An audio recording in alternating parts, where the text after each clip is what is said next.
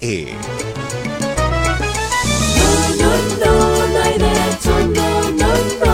El Instituto de Defensa Legal presenta No hay derecho. Un espacio de noticias, diálogo, debate y participación.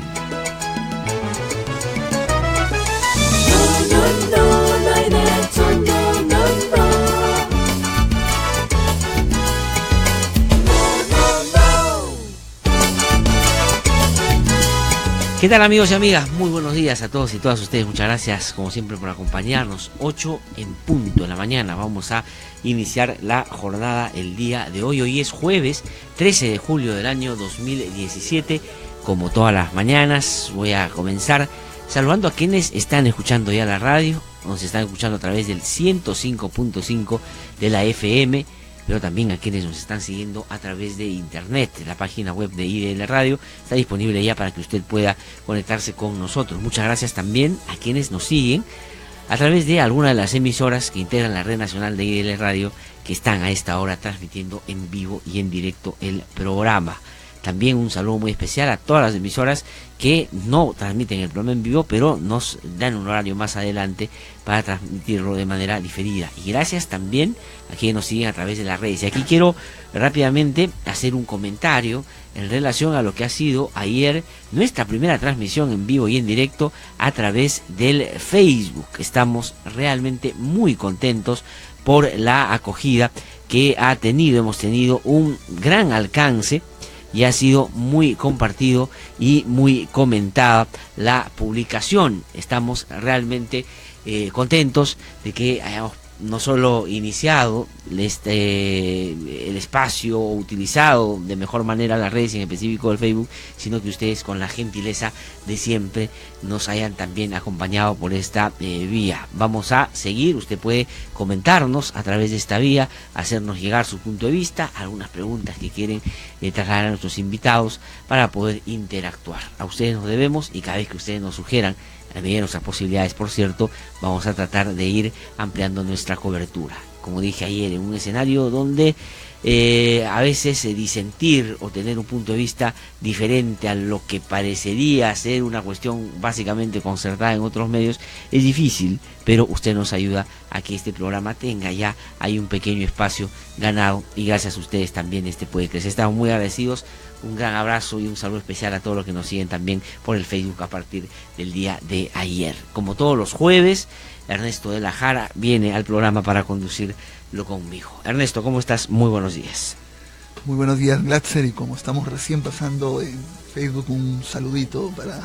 Sí. Ahora, Ernesto, tú también estás muy vinculado ahora al Facebook, leemos tus comentarios, tu punto de vista sobre varios temas, y recomiendo que puedan seguir a Ernesto también en esta red que, digamos, en un escenario donde los medios, para llamar de alguna manera más tradicionales, se han ido como cerrando. Se ha constituido en un escenario de libertad de expresión muy interesante, donde se discuten a veces de una manera más profunda aquellos temas que deberían preocuparnos un poquito más, ¿no? Sí, yo me había propuesto, había entrado hace tiempo en Facebook, pero ahora quería hacerlo más sistemáticamente, y además es bien interesante, no solamente por usarlo uno, sino ver cómo se manifiesta y cómo se expresan determinadas personas, determinadas instituciones, y es cierto que es una cosa completamente diferente a los otros medios de comunicación.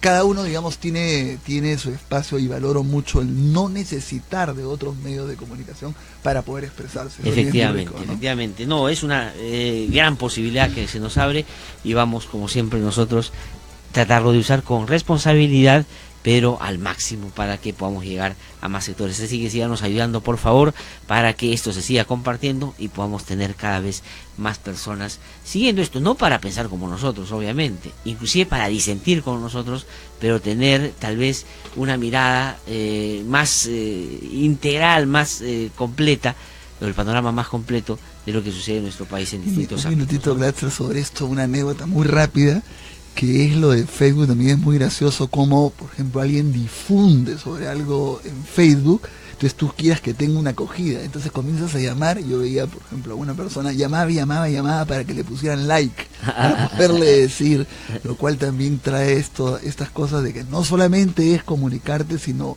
sentir que te están escuchando, que te están leyendo. Sí, eso es muy importante, por eso sus comentarios son aquí muy bien recibidos y como siempre lo hacemos con mucho cariño. Ahí estamos también. Bueno, Ernesto, vamos a pasar a comentar algunos otros temas. Bueno, yo quisiera comentar, vamos a quedarnos con el caso de Ollanta-Humala y Nadine Heredia, porque lo vamos a tratar más en extenso en un ratito, pero quisiera comenzar con lo que ha sucedido ayer en Brasil. Ignacio Lula da Silva, que como ustedes saben fue presidente de Brasil, ha sido condenado a 9 años de prisión.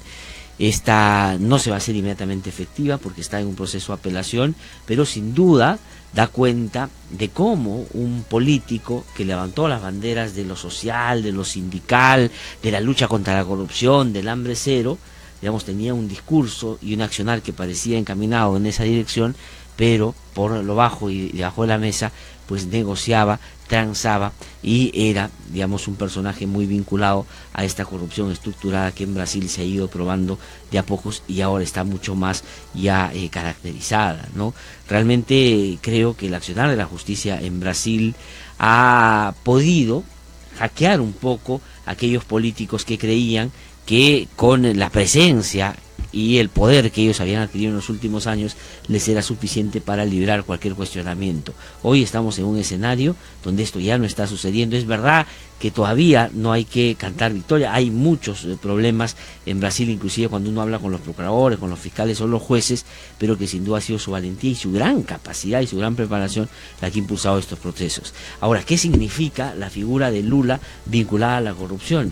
No solo en términos personales y de su partido, sino que se tumba y se cae, se derriba un personaje que ha terminado siendo el símbolo para un sector de izquierda en distintos países del mundo como un referente de cómo se debe actuar en política, y esto creo debería llamar a una reflexión de que a veces vivimos frente a un escenario de espejismos donde vemos cosas que no necesariamente se condicen con lo que poco a poco vamos descubriendo y que deben ser, como en este caso, severamente sancionados, ¿no? Es una lástima que esto haya sucedido, pero es tan real como real es la posibilidad de mirar críticamente también lo que pasa en nuestro país en torno a los vínculos de los políticos con la corrupción, ¿no?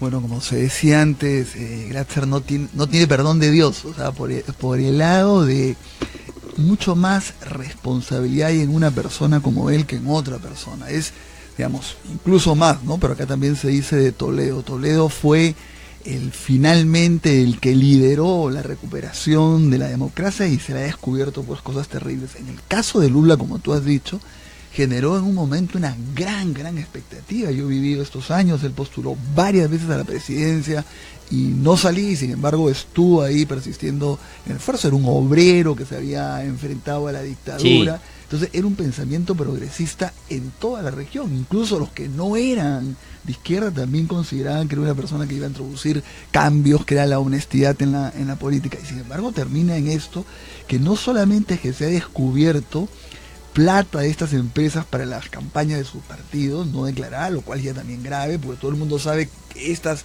empresas no dan plata gratuitamente, sino que ha habido esa plata, se le ha quedado también por cuestiones personales, él y mucha gente. Bueno, de hecho, el caso por el cual él está yendo preso es porque se descubrió un triplex, ¿no es cierto?, que él no ha podido justificar y que después se ha logrado descubrir que fue pagado por esas empresas brasileñas, ¿no? Digamos, claro. Solo un caso de varios otros de los que él ha sido parte también en su relación con otros partidos y personajes que apoyaba en otros países, ¿no? Bueno, hay que destacar también acá, y ojalá que surgiera en el Perú, Moro, ¿no? Moro sí. Es el artífice, el que ha condenado. Ahora, claro, tenemos muchos amigos en Brasil que al comienzo decían, no, esto es una utilización de la derecha. Estos amigos mismos dicen, no hay, o sea, que es culpable, que es responsable Lula y mucha gente del PT, ahora sí es objetivo. Ahora, sí. Que por supuesto la derecha está feliz y lo intenta utilizar, es objetivo, pero a partir de un hecho real, que es esta corrupción. Y él es lamentable, pero es la verdad y así hay que asumirla. Y por supuesto, yo creo que le corresponde años de cárcel, de prisión efectiva. Sí, yo creo. Y él ha buscado durante todo este tiempo que sabía se le venía ya una situación de esta naturaleza, puede saltar nuevamente a la política para ver si ahí tiene una salvación, un salvavidas. De hecho, aparecía como el favorito en las encuestas que se desarrollaban en Brasil. Pero ahora que mencionas a Sergio Moro, en las encuestas que se han hecho también, él aparece como uno de los posibles candidatos a la presidencia, y cuando se ha puesto junto con Lula le ganaba, es verdad, pero si pasaban los a la segunda vuelta, Sergio Moro podía terminar siendo presidente. No digo que él vaya a seguir esa ruta, pero hay un nivel de valoración muy importante en Brasil frente al trabajo que ha hecho un juez que, dicho sea de paso, estuvo haciendo mucho aquí en el Perú también, compartiendo su punto de vista y el trabajo que viene desarrollando en esta lucha, que no solo hay que medirla en términos de lo que se ve ahora, sino el esfuerzo notable que ha significado pelearse con un poder muy establecido, muy consistente en términos del manejo que han tenido de todas estas cosas, y frente a eso ha salido bien librado y ha logrado estas cosas, ¿no? Estuvo en el Perú Glatzer, ahora yo siempre digo, como ya no estoy en el IDL, lo puedo decir, en una reunión organizada por el Instituto de Defensa Legal con una maestría de investigación jurídica de la Universidad Católica. Sí, pero se logró llevar a Moro, y Moro estuvo en privado. Era un poco como tú decías, este personaje, cómo puede ser el que combata tan fuerte la corrupción, pero de repente salió al escenario y se transformó y explicó muy bien, ¿no? Yo creo que,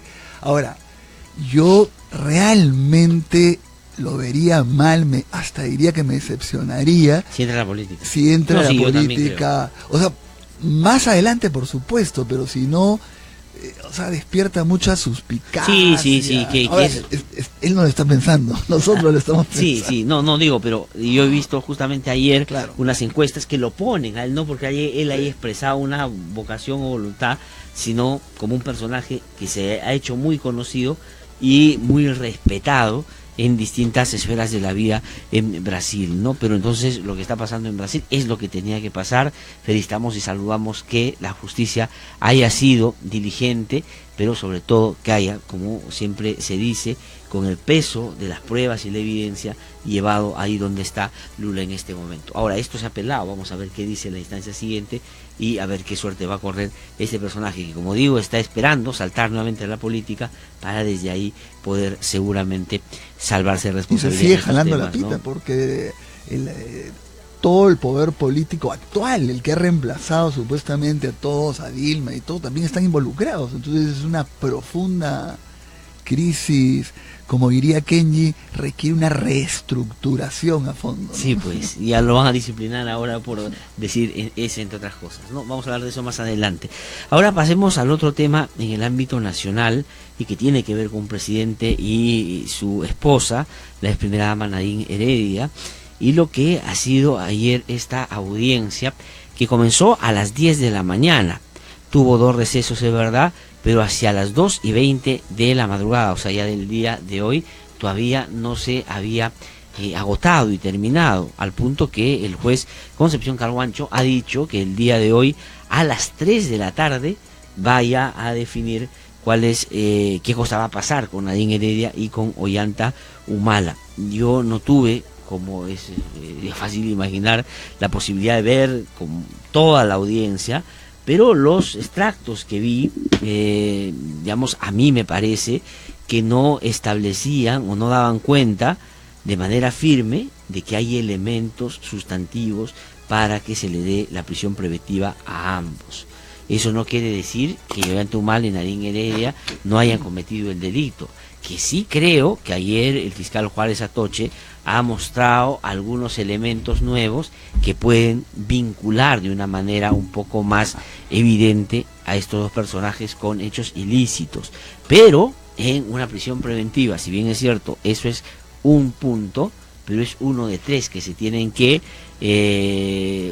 completar para poder dar el paso a una situación tan gravosa como la prisión preventiva.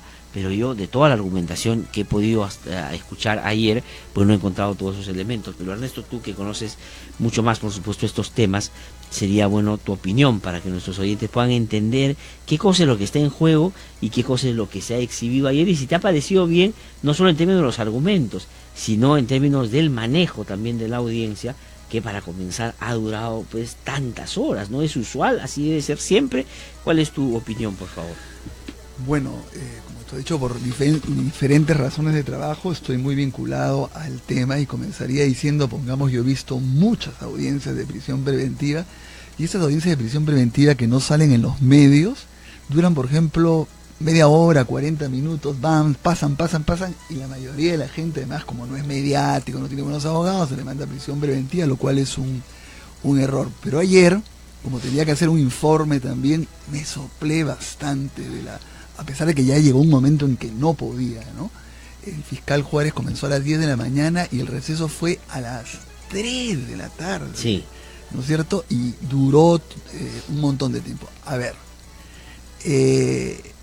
yo diría lo primero que me sorprende la mala actuación en general. ¿Te das cuenta? Porque nuevamente en clase vamos a repetir lo que todo el mundo sabe, que no es un juicio. Exactamente. Ahí no vas a demostrar si es inocente o si es culpable. Eso falta todo un proceso. Pero solamente tienes que limitar, primer requisito, si hay elementos de convicción. Los elementos de convicción son menos que las pruebas. Tú no tienes que llegar a tener pruebas. Son elementos de convicción que deben brotar automáticamente, inmediatamente. Por eso dice con los primeros recaudos. Entonces, si tienes que soplarte 4 horas para decir que hay elementos de convicción, o no hay elementos de convicción, o ya pasaste a las pruebas que corresponden a un De acuerdo. juicio. A ver, solamente para que nuestros oyentes nos puedan seguir y a ver si yo he entendido bien el asunto. Si tú tienes elementos de convicción, digamos, más o menos una traducción es, estás realmente convencido de que ha cometido ese delito y muy rápidamente tienes que mostrarle al juez que eso es indiscutible, que ya tiene los elementos. Porque lo que ayer hacía era, leía folios, leía testimonios, leía pruebas, decía que había encontrado esta cuenta. Claro, y uno decía, este es el juicio, ¿no es cierto? No debería ser así en una prisión preventiva.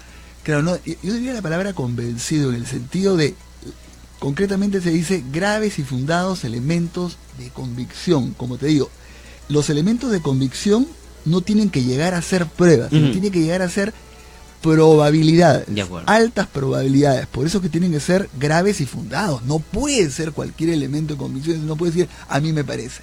Entonces, y además tiene que ser con los primeros recaudos, en el sentido con lo que tienes en ese momento.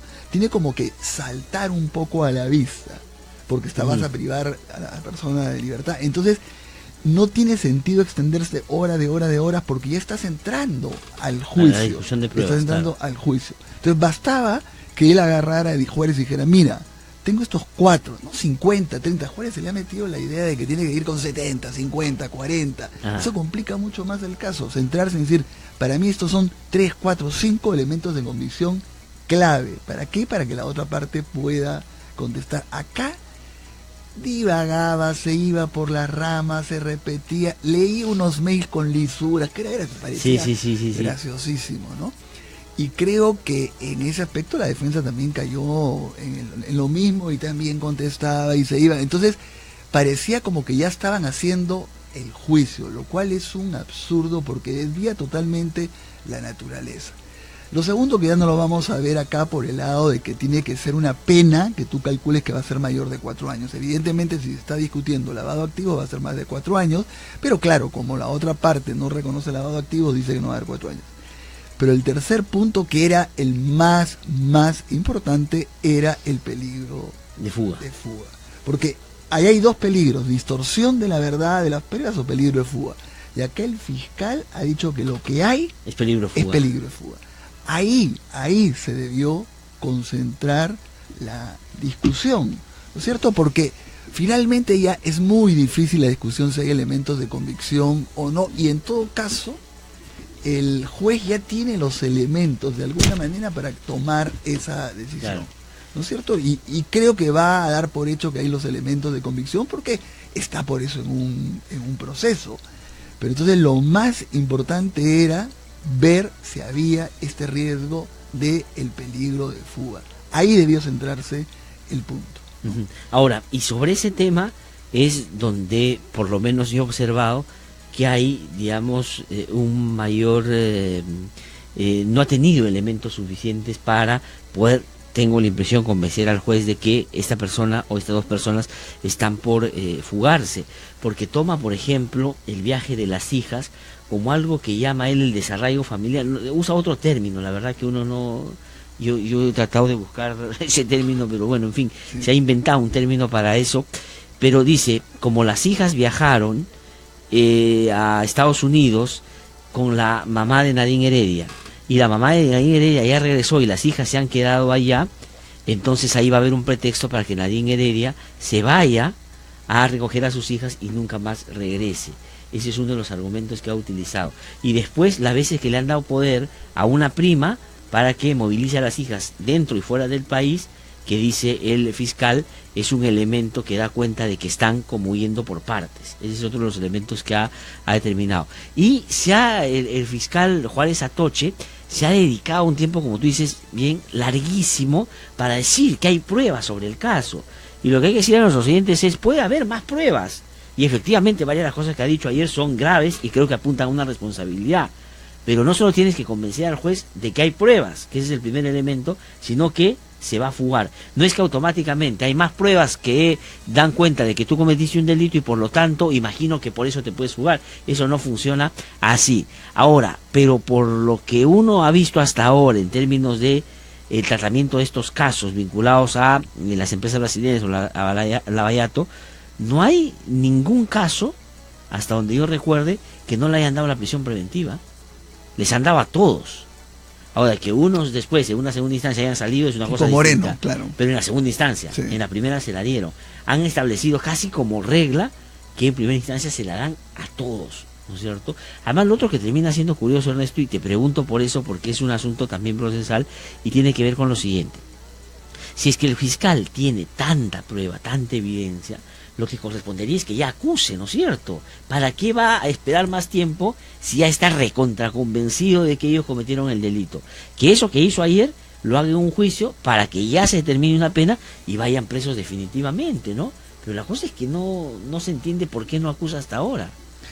Claro, tienes totalmente la razón, porque de acuerdo a lo que ha hecho Juárez, como decía, no solamente hay los famosos elementos de convicción, que es menos que pruebas, sino ha relatado un montón de pruebas. Entonces, ¿por qué no se pasa y no se acusa a la siguiente etapa? Ahora, sobre el peligro de fuga, claro, hay que tomar en cuenta que finalmente hay un cierto grado de subjetividad, tanto por el lado del fiscal como del juez y todo, pero la norma también establece algunos criterios que uno debe seguir, ¿no? Yo personalmente creo que esta cuestión de las hijas, pongamos, hubiese sido más interesante discutirlas más, ¿no? Porque ahí también Pedraza se fue por el lado más emotivo, sí, ¿no? sí. Y que yo creo que es un error, no es una cuestión emotiva, es una cuestión jurídica, ¿no? Entonces por ahí puede ser que el juez diga que no está totalmente orientada yo dudo si hay peligro de fuga. Una cosa que sí te iba a decir es que de alguna manera esto de que ya está encaminado a dar prisión preventiva hace más bien que la gente se fugue. Porque, a ver, ¿por qué no estaba Nadine y Humala ayer en la audiencia? O sea, yo creo que porque ellos no quieren correrse el riesgo, porque, ojo, si hoy día da prisión preventiva, van inmediatamente a la cárcel. Sí. No hay que esperar la segunda instancia, ni la casación, nada. O sea, va inmediatamente a la cárcel. Entonces, de acuerdo a una directiva en Guaura hace muchos años, se permite que no estén las personas presentes y que aún así se dé una resolución de prisión preventiva, cosa que también es media complicada. Pero en cambio, si no dan prisión preventiva, yo creo que ellos tienen la posibilidad de seguir colaborando. Y lo otro, y termino ahí, Glatzer, yo creo que Wilfredo Pedraza, o que debería ser así en todas las audiencias, y que así lo dice la Comisión Interamericana, es agarrar y decir, a ver, perfecto, si usted cree que va a haber un peligro de fuga, vamos a ver otras medidas posibles. Ya, comparecencia con reglas de conducta. Pero vamos a ver impedimento de salida del país. Están totalmente prohibidos de salir del país y vamos a tomar una serie de medidas para que no pueda, vamos a avisar a la frontera, vamos a todas partes. Segundo lugar, vamos a ponerlo al cuidado de una institución determinada. También puede ser posible. O vamos a darle detención domiciliaria, incluso sin resguardo policial. Pero si usted se mueve, si se mueve de un perímetro. Entonces eso debió también evaluarse. Vamos a ver, la norma prevé como 5 o 7 posibilidades. Ojo, y eso lo digo en realidad para todos, salvo para algunos casos. Por ejemplo, yo creo que en el caso de Moreno el peligro iba por el lado de la distorsión. La obstaculización de la justicia. Es decir, si sale de la cárcel y se va a ser nuevamente gobernador, la posibilidad que tiene de ajustar testigos o de esconder documentos o de efectivamente desaparecer algunas cosas es evidente, ¿no es cierto? Como ha pasado cuando la propia Sala Penal Nacional ha razonado en otros gobernadores que les ha impedido salir justamente por ese peligro.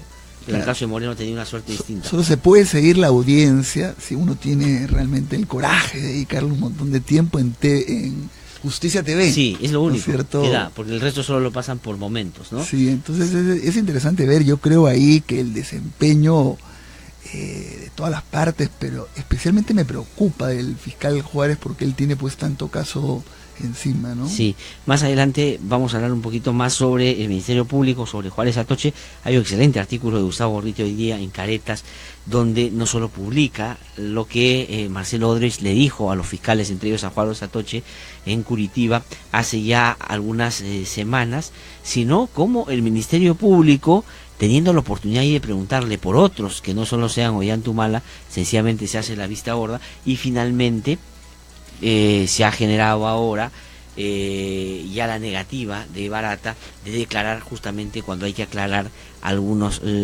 aspectos vinculados a otros candidatos, entre ellos Keiko Fujimori y el propio Alan García. No tenemos que ir a una pausa, pero quiero saludar a Raquel Llanos, dice ahora puedo verlos y escucharlos.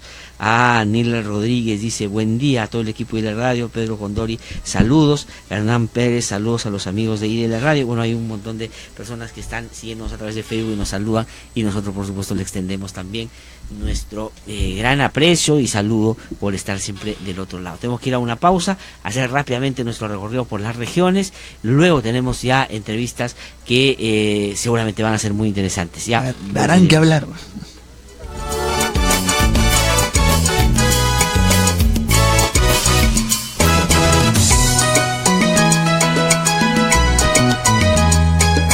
Que no te cuenten cuentos, el Diario 1 te cuenta la verdad. Compra el Diario 1, el diario oficial de la realidad peruana. A esta hora, Noticias de la Red, descentralizando la información y el debate. Son las 8:27 de la mañana. Rápidamente vamos a hacer nuestro recorrido por las regiones. Esto es posible gracias a la Red Nacional de IDL Radio. Nos vamos a Iquitos, en Maynas, ahí en Loreto. Darwin Pañagua está ya con información. Darwin, ¿cómo estás? Muy buenos días. Saludos amigos y amigas de todo el país para informar que arribó a Iquitos los restos mortales del joven Herbert Apagüeño Cimarra, quien lamentablemente falleció en el Cerro San Cristóbal en el distrito de Rímac.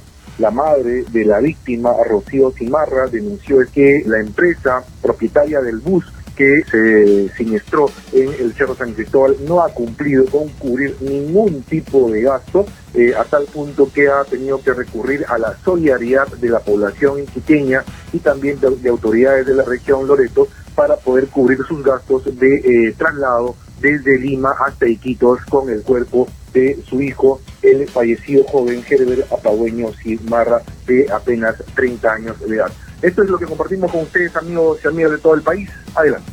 Muchísimas gracias, Darwin, por esa información. Herbert Apagüeño, como dice Darwin, falleció después de que se produjera la caída de este bus que llevaba a varias personas, entre ellas también algunos turistas extranjeros que estaban, paseando un domingo como cualquiera y encontraron la muerte en la responsabilidad no solo de un chofer de una empresa, sino de varias autoridades que nada han hecho para que esto mejore. Realmente es dramático. Ya cobró este accidente una nueva víctima. Ahora son 10 personas las que han perdido la vida. Vamos a trasladarnos a Chimbote, en la región Ancash. Ahí se encuentra Carlos Bustamante con la información. Carlos, ¿cómo estás? Muy buenos días.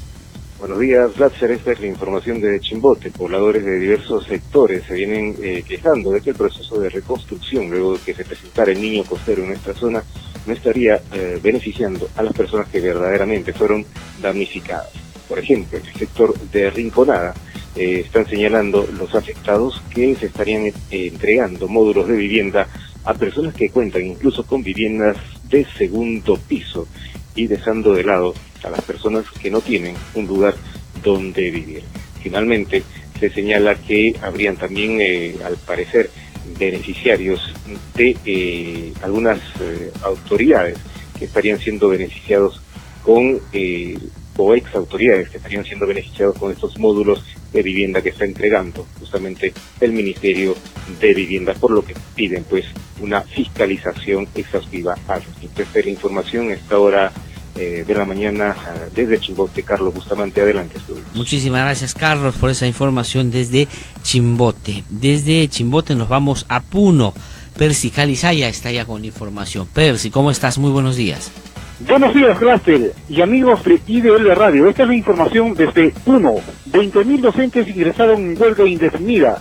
El secretario regional del Sindicato Unitario de Trabajadores en la Educación Puno, César Hugo Tito Rojas, confirmó que sus agremiados ingresaron a un periodo de huelga indefinida. En tal sentido, hizo un llamado para que los profesores se concentren en cada capital de provincia para de esa manera realizar movilizaciones para exigir al Estado peruano mejoras salariales, más presupuesto y oponerse al proceso de evaluación que consideran tienen un fondo de despidos arbitrarios. Finalmente, esta huelga indefinida inició con bloqueos en el sector de Yanamayo, zona norte, y también bloqueos en la zona sur, cerca a Salcedo. A esta hora, los docentes de la provincia de Puno se movilizan por las arterias de la ciudad del Lago. También un número de contingente de policías despejan las zonas. Desde la ciudad de Puno, informó Percy Calizaya Rodríguez, adelante estudios. Muchísimas gracias, Percy, por esa información desde Puno. Son las 8:31 de la mañana. Vamos a ir a una pausa. Regresamos en un instante. Estamos aquí en No Hay Derecho. Hasta aquí Noticias de la Red, descentralizando la información y el debate. Que no te cuenten cuentos, el Diario 1 te cuenta la verdad. Compra el Diario 1, el diario oficial de la realidad peruana. No lo quiero perjudicar, señor alcalde, pero la verdad, estas fotos de usted en la cantina, borracho y junto a estas señoritas de la calle, no le hacen nada bien a su imagen de hombre correcto que es usted. ¿Qué me quiere decir, señor periodista? Un entendedor, pocas palabras. ¿Qué tal si su municipio me auspicia mi programa que tengo en la radio y nos olvidamos de este asunto? Aprovechar el puesto de trabajo o la profesión para imponer un chantaje en nuestro beneficio es una de las caras de la corrupción. Denuncia a los que cometen este delito. Porque no hay derecho.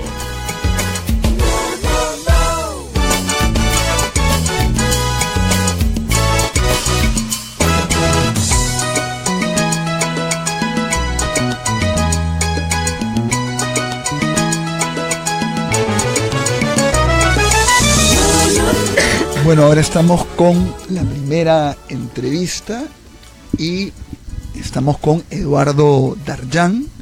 Él es muy buen analista político, profesor universitario, tiene una columna una vez por semana cada 15 días me precisa, en el diario La República, que se las recomiendo. Tiene muy buen análisis político, como he dicho. Muy buenos días, Eduardo, y muchas gracias por estar acá. Buenos días, muchas gracias por la invitación. Bueno, comencemos con las preguntas evidentes, ¿no? Lo del diálogo, ¿no? Este llamado que hizo Keiko y que fue aceptado inmediatamente por PPK, ya se ha llevado la primera reunión. Comencemos preguntándote cuál ha sido la razón o las razones que tú crees que han llevado a este cambio de estrategia, por decirlo de alguna manera, de parte del fujimorismo. Me parece que hay un desgaste y un golpe fuerte a la imagen de Keiko, que tal vez no se vea en ese núcleo duro que la apoya, que la continúa apoyando, y por el cual creo que es iluso pensar que el fujimorismo se va a partir. ¿Tú te acuerdas al inicio del gobierno? Mucha gente decía se va a partir, están en crisis. Mientras Keiko tenga un 30 o 40% de intención de voto o simpatía, eso no se va a partir. En el Perú eso es un montón. Entonces, pero me parece que sí había una imagen negativa de lo que estaba haciendo el Congreso, muy muy fuerte, en caída además, y una imagen negativa de los propósitos del fujimorismo dentro del Congreso, que alguien internamente debe haber pensado, eso tenemos que ver la forma de reducirlo, ¿no? Porque ya estamos quedando eso te va a ir desgastando hacia la elección que se viene, más si te sale alguien por el centro probablemente. Y otra cosa que creo que ha sido claro, porque fue casi inmediato, fue que Kenji Fujimori con su Twitter los ha puesto en más problemas que todo el gobierno junto, ¿no? Simplemente soltando críticas a esa forma de actuación, mostrando que no toda la bancada, o por lo menos él y algunos que lo apoyan, no estaban de acuerdo con estas conductas, acusando a la captura de la candidata por parte de estos asesores, y el término asesor en el fujimorismo pues tiene mucha fuerza, ¿no? Creo que Kenji estuvo jugando un partido propio que a mí no me parece mal, me parece que los partidos políticos necesitan justamente ese tipo de tensiones internas para que produzcas resultados como los que estás viendo, ¿no? Tienes que comenzar a preocuparte de no quedar tan mal frente al público, porque internamente alguien te está diciendo yo lo puedo hacer diferente. Y me parece que Kenji lo que está haciendo es simplemente diciendo, bueno, te toca la próxima vez, pero ya conversaremos de la siguiente, ¿no? No creo que sea tampoco un rompimiento. Entonces creo que esa tensión interna, llevada a una imagen externa, ha llevado a ciertos gestos que me han parecido interesantes. Yo te soy franco, yo pensé que ese diálogo iba a ser más simbólico todavía. Lo que se ha concretado, vamos a ver si pero todavía no entremos a lo del diálogo, sino a las causas que tú estás diciendo. Sí. Pero hasta antes de la convocatoria estábamos en un momento muy duro del fujimorismo, de la mayoría. Acuérdate tú que se habían tumbado de una u otra manera a Vizcarra, a Torne, casi a Basombrío. Pero de nuevo ahí yo creo que sí, hemos visto el mismo escenario cuando fue lo de Saavedra, que se presagiaba una sangría en los próximos, y luego se calma un poco el asunto porque vienen lo de los justamente los desastres naturales, cambia. Esto crece, pero yo no creo que la impresión de todo el mundo, tal vez los analistas que estamos mirando más esto, si era claramente ese tono fujimorista se mantiene, el tono se va sombrío, con frases poco felices, ataques. Pero para un observador externo, probablemente Vizcarra y Torne se la buscaron por su propio lado, digamos, no fue tanto el fujimorismo. Claro, el fujimorismo es el que te da los votos para echarte. Un gobierno con mayoría de pronto pudo sortear esas crisis, ¿no? Pero yo creo que el fujimorismo ahí lo que hizo fue ponerse un poco de lado y dejar que otros operaran, que fueron el APRA y Acción Popular. Entonces, no sé si la opinión pública en general ve esos dos casos como casos del fujimorismo matón del que estamos hablando. Saavedra, sin duda, y la interpelación a Basombrío también me parece que dejó ver la misma sensación. Pero otra cosa que me dicen que ha sido muy importante es que por debajo de lo que nosotros podemos ver dentro de las noticias y todo, hay temas que preocupan, que son la aprobación de una serie de proyectos de ley por parte del fujimorismo que le ponen cargas al Ejecutivo en materia económica y que casi se está volviendo un juego de decir, bueno, yo lo aprobé, pero el Ejecutivo me lo ha devuelto, ¿no? Lo he observado. Y eso sí puede ser bien dañoso para esta relación y para un Ejecutivo. Y lo otro, me dicen que también es fuerte, es que cada vez es más difícil convencer gente que te acepte cargos de gobierno bajo la idea que el fujimorismo te va a estar buscando cualquier cosa para acusarte, ¿no? Antes de darle la palabra a Glatzer y esta parte, ahora, qué impresionante cómo un factor que no se vio por lo menos en la magnitud, como es el tema Kenji, termina como trastocando toda la política, porque claro, ya se sabía que se venía, que tenía un juego que representaba al padre, pero finalmente que haya sido determinante para el diálogo, que tenga esta habilidad, tenga esta capacidad es impresionante, ¿no? Es que es un sucesor creíble, pues es un Fujimori que representa, y me parece, perdón, voy a un pequeño desvío porque me parece que es importante, ¿no? A veces uno lamenta la ausencia de talento en otras bancadas y otros grupos, porque creo que Kenji muestra que tú puedes haber hecho un mucho mejor juego al fujimorismo, por más que sea mayoría, con un poco de inteligencia, ¿no? Y creo que eso ha faltado en el lado del gobierno. Kenji al final piensa muy parecido a su hermana en una serie de temas, es cercano a los militares, es cercano a la idea de mano dura en una serie de cosas, todo lo que ha declarado siempre lo muestra como un fujimorista, incluso más duro en algunos temas. Acuérdate que se decía que Kenji era la dura, aquícito nomás, hace un año, ¿no? Sí, claro. Sin embargo, su cercanía a temas de pluralismo, de libertad sexual, la idea de derechos de minorías, inmediatamente lo descoloca frente a un fujimorismo que más bien se ha cargado de ese tipo de discurso, y cierta atención al tema de no dejar trabajar, dejar hacer, que es también parte del viejo discurso fujimorista, lo ha colocado en otra posición. O sea, con un poco de creatividad, con un buen asesor, logras construir un discurso que pone en problemas al adversario. Entonces, creo que eso es una lección más bien para el resto, ¿no? Tú ves todavía a veces a la izquierda atrapada en sus peleas internas sin generar temas nuevos, ves a el APRA destruyéndose internamente y ves al gobierno sin capacidad de poner temas o ponerle agendas que hagan que el fujimorismo tenga que definirse, ¿no? Entonces, Kenji con un Twitter y un par de asesores inteligentes ha hecho más que varios de los otros. Ahora, pero Eduardo, junto con eso, o sea, digamos, sí, Kenji Fujimori es lo que tú has dicho y estoy de acuerdo que ha puesto en apuros al resto del fujimorismo representado por Keiko, pero inmediatamente después de eso ha reivindicado el que hasta hace poco era el punto de unidad del fujimorismo, que es la libertad de Fujimori. Él dice, son 3 temas que yo quiero sacar adelante. 1, sacar a mi padre de la cárcel, número 1. 2, defender libertades. Y 3, digamos, procurar una reforma, creo que es lo que dice.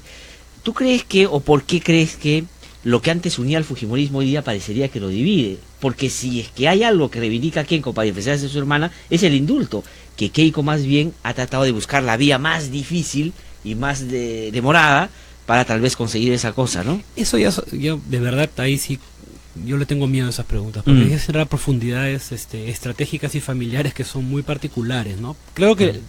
Y en ese tiempo esa pregunta me la han hecho varias veces, ¿no? ¿Qué realmente quiere Keiko? ¿Qué realmente quiere? Kenji sabemos lo que quiere, que sea el indulto y que sea rápido y que sea la libertad. En el caso de Keiko, probablemente por razones electorales, no creo que por razones familiares, ¿no? Finalmente es una hija con un padre en prisión, está buscando otra salida porque probablemente lo del indulto le pueda causar daños a ella, evalúe que eso no es adecuado para la organización, o que se vería mal que se reconozcan los crímenes, no lo sé. Pero lo que queda claro de esta situación es que ella preferiría una ruta más larga, porque lo dejo un poco a la análisis. Bueno, no, pero hay que oír porque hoy día Kenji Fujimori escribe un artículo en La República, en el Comercio, perdón, y el título del artículo, primero dice que ese es su alegato de defensa frente al que lo han sometido a disciplina en el partido. Y el título es Soy inocente, por eso también reivindica al padre. Lo que pasa es que la libertad de Fujimori no es sacar a tu papá de la cárcel, sino es reivindicar a tu papá en todo lo que hizo y no reconocer que fueron delitos. Y lo que él está diciendo es que todos esos congresistas que lo critican y todo, le deben a Alberto Fujimori en realidad pues estar donde están, ¿no? Exactamente, y no quieren la libertad. Pero él mira cómo comienza este artículo, porque después se reivindica en el tema de las minorías y todo, pero inicia el artículo diciendo, no hace falta ser presidente de la República para servir al Perú, ¿ya? Nuestra candidata es Keiko Fujimori. No tengo el propósito de dividir fuerza popular. El fujimorismo es uno solo. Sí. Y después lo que hace es, pero me están sometiendo porque pienso distinto en esto, pero a la vez reconozco esto y lo otro. ¿Esto crees tú, Sángel, el tema de la discusión de que el fujimorismo está partido, que no es eso lo que quiere Kenji, sino más bien que ojalá apuntalara una de las cosas que él quiere como el indulto? Yo te reitero lo dicho al inicio, ¿no? Todo partido tiene quiebres internos, eso no es novedad. A mí lo que siempre me pareció muy exagerado eran estas versiones de que el fujimorismo estaba listo a partirse. Mientras tú en el Perú, un país sin partido fuerte, sin continuidad electoral, con dificultad de llegar a regiones, tengas una candidata que te dé un 30-40, eso te da muchísimo poder para mantener un grupo unido. Me parece que eso es lo que la lógica manda. Entonces, Kenji está jugando un juego propio, pero yo no creo que sea un juego de acá al 2021, salvo un colapso en las encuestas de Keiko, ¿no? Si no lo va, no creo que lo toque.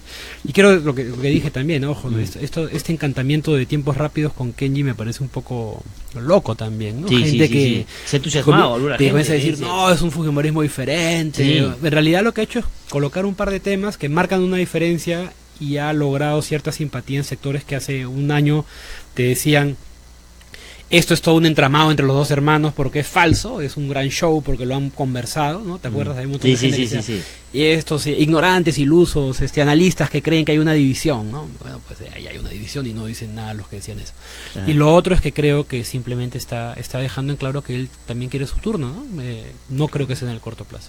O sea, no el 2021. Salvo colapso en las encuestas de Keiko, ¿no? Si Keiko cae por debajo de 20 o 25%, comenzarás a ver más movimiento, porque todos estos grupos que están representados en el Congreso y que lograron llegar ahí por una buena candidata con llegada territorial, probablemente dirían, esta locomotora ya no sirve. Pero hasta que eso pase yo veo muy difícil que el fujimorismo se parta.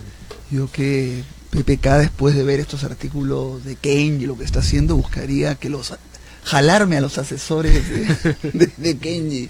Ahora, pero Eduardo... Pero inicialmente los tuvo, porque Jorge Morelli y Alexei Toledo, hasta donde yo sé, estuvieron antes con Keiko, sino que cuando Ana Vega y Figari se empiezan a posicionar mejor y empiezan a cerrar el círculo más cercano, ellos empiezan como a abrirse hacia Kenji, ¿no? Yo me PPK decía. Yo refiero, de PPK, yo pensé que de Kenji. Se que se jalaron los asesores. Sí. Bueno, pero a ver, ya, tenemos claro que Kenji quiere lo del indulto y que la posibilidad de que él quiera una cuestión política para él todavía se va a ver mucho más adelante. Pero él quiere sacar al padre, como dice el otro sector del fujimorismo, para que cuide a sus nietos o para que comience a hacer política ya. De nuevo, me vuelve a preguntar lo mismo. Yo no sé qué pasará por la cabeza de Alberto Fujimori, ¿no? O sea, pero su estilo se conoce. Su estilo se conoce, seguro saldrá y hará declaraciones altisonantes, eso no me queda la menor duda, pero volver a hacer política así como lo ves, es una suerte de un modelo que ya pasó también, ¿no? O sea, no. Y acuérdate que una cosa bien importante con Fujimori es que Fujimori nunca tuvo que hablar mucho. Fujimori fue un presidente que llega porque no era Vargas Llosa, casi que diciendo lo mínimo, y luego en Palacio es protegido por una serie de asesores y personas que lo rodeaban, y luego durante toda la década, ¿cuántas veces lo habremos escuchado hablar en entrevistas o discutiendo temas o diciendo qué pensaba, qué creía? Muy poco, muy poco. Acuérdamos la entrevista que pone las manos al fuego por Montesinos, algunas que sale declarando sobre temas importantes, lo de la crisis de los rehenes también habló, pero no fue un presidente que estuviera haciendo política del verbo, ¿no? Salir hoy en día a comenzar a hacer política, ya lo puedes escuchar, puedes imaginártelo, es casi como un abuelito que se ha quedado... No, pero puede viajar a por lugar, supuesto, y puede servir como una especie de relacionista público del fujimorismo o algo así, sí. Pero me cuesta de nuevo verlo, y por eso le tengo miedo a estas preguntas, ¿no? Te digo, me cuesta verlo como alguien que va a salir a reivindicar su propia liderazgo y postulando el 2021. Pero estando preso ya lo hace. Sí, claro, es un relacionista público, pero también estando preso mira la cantidad de gente en la bancada que lo va a ver, nadie. No, pero te digo, manda tweets, hace política. Yo creo que le va a generar, o sea, dentro de lo que creo que podemos estar seguros es que sí le va a generar un problema a Keiko, ¿no? Porque va a comenzar a tener reuniones con otra gente, probablemente eventos o lo van a invitar, ¿no? Entonces, no es algo que tú puedas calcular del todo, ¿no? Ahora, ¿qué tanto se va a meter en política? De nuevo, habrá que ver qué tan bien está de salud, qué tanto podrá viajar. Mi impresión, de nuevo, es que lo que él quiere es salir, o sea, eso es lo principal que él quiere, y lo que quiere de su hijo es sacarlo, ¿no? Y que todavía tiene vena política, por supuesto, se reúne con gente, lanza mensajes, ¿no? Ahora, meterlo en una... De nuevo estamos especulando, no sabemos. Ahora solo para decir además que creo que estamos lejos de hablar de una crisis de salud que lleve a que lo saquen, ¿no? O sea, Alan García y Ollantaytamala, Alan García estando cerca del fujimorismo, Ollantaytamala siendo la oposición del fujimorismo, tuvieron mejores reflejos para mantener este tema calladito y escondido, ¿no? En este caso, el único responsable de esto es Pedro Pablo Kuczynski, que abre la boca cuando no tiene que abrirla, ¿no? Alguna gente ya ve también de nuevos, bien peruano, ¿no? Maquiavelo, ¿no? Qué capo, cómo ha metido un tema que terminó generando que está partiendo el fujimorismo. Yo no creo, yo creo que son típicas declaraciones que las da cuando le preguntan y suelta la respuesta, porque no veo que haya podido calcular ni medir las consecuencias de lo que dijo, ¿no? Ahora, regresando a lo que inicialmente te preguntaba Ernesto sobre el diálogo, y Ernesto pidió que nos quedáramos en los antecedentes para luego entrar más de lleno al día siguiente. ¿Qué cosa va a pasar o crees tú debería pasar ahora para que este diálogo sea, digamos, distinto al anterior?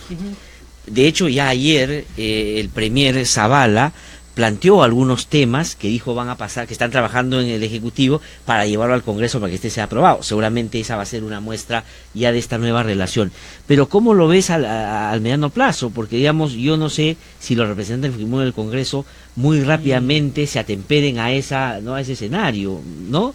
Probablemente lo que quiere el Ejecutivo es cierta seguridad de que la gente que puedan traer a ocupar cargos y a empujar proyectos no va a ser acusado inmediatamente de corrupción. Ahí el Ejecutivo, sin embargo, tiene que tener cuidado porque su cercanía al mundo empresarial a veces, yo no sé si los hace ciegos a la carga de muchas de las personas que ellos creen que son técnicos desligados de la empresa. En realidad te dicen, no, pero es solo un gerente, no, pero es que eso te da una serie de relaciones que eso, en cualquier momento que salga un conflicto de competencias o una obra por impuesto mal pensada, pues puede explotar. Entonces hay un juego ahí importante, que es darle garantías a la oposición de que va a poder hacerle críticas cuando meta la pata, pero al mismo tiempo decir, oye, si traigo gente para que trabaje ciertos temas, no asumas que siempre va a haber acá corrupción o algo.